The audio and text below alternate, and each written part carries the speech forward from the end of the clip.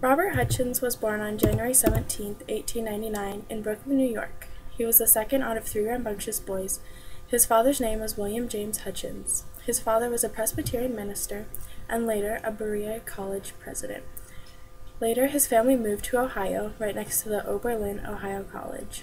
Robert Hutchinson's father then became an instructor there. Oberlin was a great influence on Robert's life. He learned valuable morals there and learned the true meaning of work. Robert soon after attended Oberlin for 3 years. Robert then entered World War I at the young age of 18. He joined the Army Ambulance Service with his brother William. They were stationed together at an all-Oberlin unit, Section 587. They were stationed at Allentown Fairgrounds, where they were requested to make barracks. Robert was honored with Crochet de Guerre, which is for warfare in land, sea, or air operations, after at least a year's service in the trenches or elsewhere in contact with the enemy. To those who were wounded in action and who had earned the award for the Medal for Wounded, those who had performed acts of bravery but not warranting the award of the Al Valor Militaire, Medal for Military Valor, and for those who had received promotion for a mention for war merit. After the war, Robert attended Yale University for his junior and senior year. There is a very different atmosphere there than at Oberlin. The expenses were very costly, so he worked 6 hours a day to pay for housing. He then enrolled in Yale Law School. He graduated in 1921 and married his wife Maud Phelps McVeigh. They had 3 children together, Clarissa, Mary Frances, and Joanna. He eventually divorced Maud and married a woman named Vesta Sutton Orlick in 1949. Robert taught a year of high school history in New York before he was offered a job as secretary of Yale Corporation. This made him the principal assistant to the president of Yale.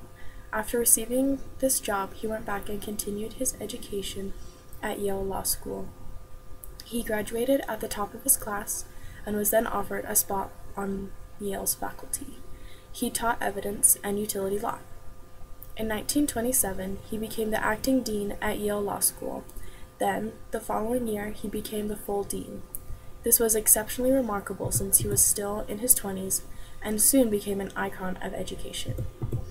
At the age of 30, he became the president of the University of Chicago. He started to question legal realism. He created a new curriculum, which was rejected 3 times. He was president for 16 years and then became chancellor for 6 years.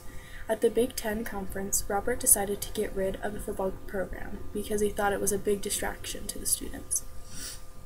He also worked to eliminate fraternities and religious organizations. Football was eventually reinstated because there was too much turmoil against the school, and the school was losing funds. After he resigned from his job at the university, he became the head of the Ford Foundation. He started establishing education funds, such as Fund for the Advancement of Education and Fund for Adult Education. The Fund for Adult Education later went to sponsor the current television network, PBS. Robert Hutchins loved books, and he has a reputation for naming the great books. He was the editor-in-chief of the books called The Great Books of the Western World and Gateway to the Great Books. In the University of Utopia, Robert says, the object of the education system taken as a whole is not to produce hands for industry or to teach the young how to make a living. It is to produce responsible citizens.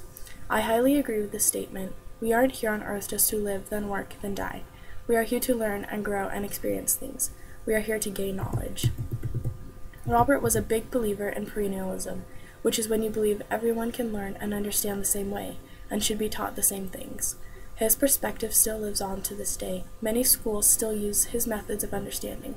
This influential man passed away in Santa Barbara, California on May 17, 1977.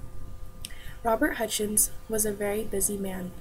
From the time of his birth to his great success to his death, he never stopped learning or teaching. Robert spent most of his life trying to perfect the education system. He was young and ambitious when he started out. He was perfect for the job.